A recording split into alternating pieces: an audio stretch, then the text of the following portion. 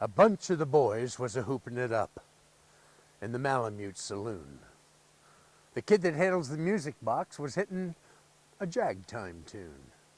In back of the bar, in a solo game, sat Dangerous Dan McGrew. While watching his luck was his light of love, the lady known as Lou. When out of the night, which was 50 below, and into the din and the glare, there stumbled a miner fresh from the creeks, dog dirty and loaded for bear. He seemed like a man with a foot in the grave, scarcely the strength of a louse. Yet he tilted a poke of dust on the bar, and he called, "Drinks for the house!"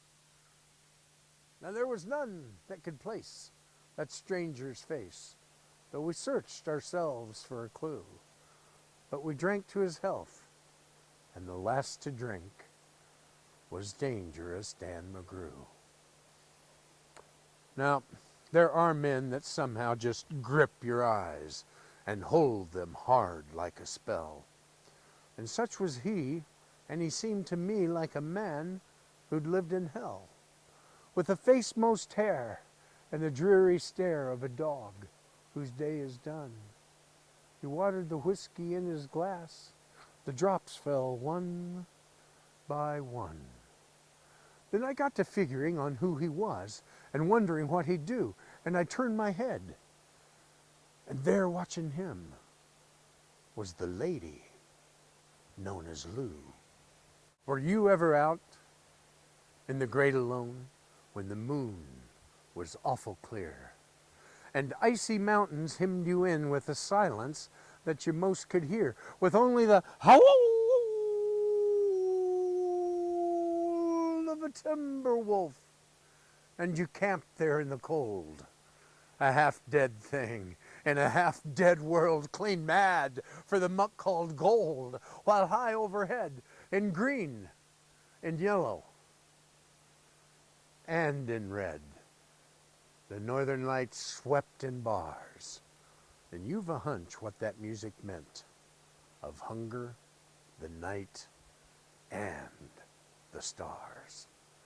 And hunger not of the belly kind that's banished with bacon and bean, but the gnawing hunger of lonely men for a home and all that that means, for a fireside far from the cares that are, 4 walls and a roof above, and oh, so crammed full of cozy joy, and crowned with a woman's love, a woman dearer than all the world and as true as heaven is true.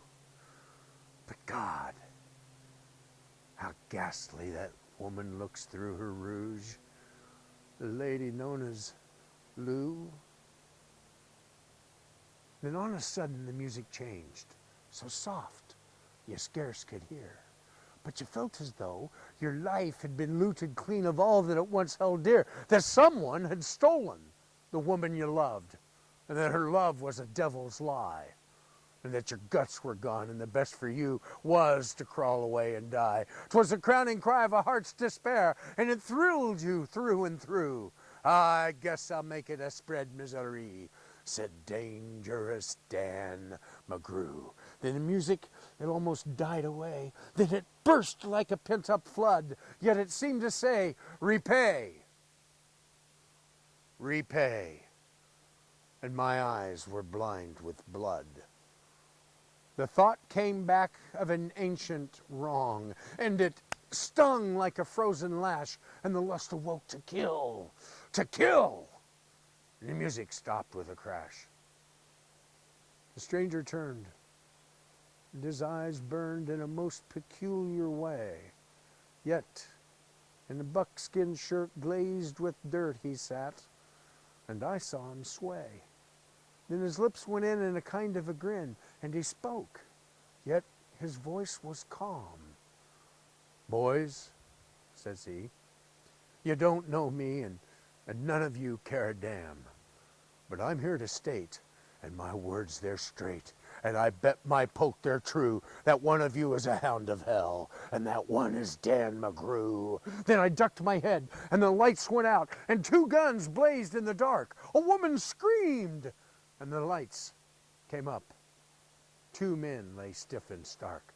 Pitched on his head, pumped full of lead, was Dangerous Dan McGrew. While the man from the creeks, he lay clutched to the breast of the lady known as Lou. Now these are the simple facts of the case, and I guess that I ought to know. They say that stranger was crazed on hooch, and I'm not denying that's so. Now I'm not as wise as all those lawyer guys, but just between us two, the woman that kissed him and then pinched his poke was the lady known as Lou.